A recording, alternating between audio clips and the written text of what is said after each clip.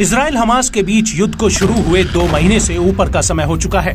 Israeli सेना Hamas के सफाए के लिए गाजा पर ताबड़तोड़ हमले कर रही है। इजरायली सेना उत्तरी गाजा में अपने मिशन के बाद दक्षिणी गाजा में हमास को खत्म करने में जुटी है। इसी बीच हमास की ओर से एक बड़ी खबर सामने आई है, वो ये कि हमास के सीनियर अधिकारियों ने बीते हफ्ते तुर्की में एक सीक्रेट मीटिंग की है। इजराइल के सरकारी टेलीविजन KAN ने इसका खुलासा किया है।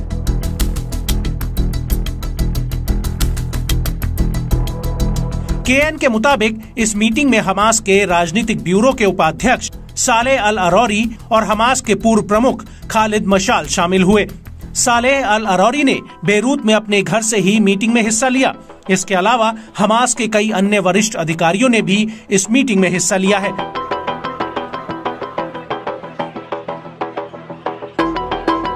इस मीटिंग में बंधकों से जुड़े समझौते को लेकर बात हुई है।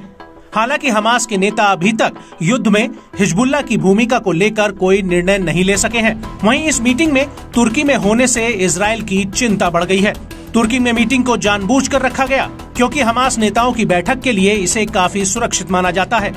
वहीं तुर्की इजराइल हमास युद्ध को लेकर शुरू से ही हमास का साथ दे रहा है।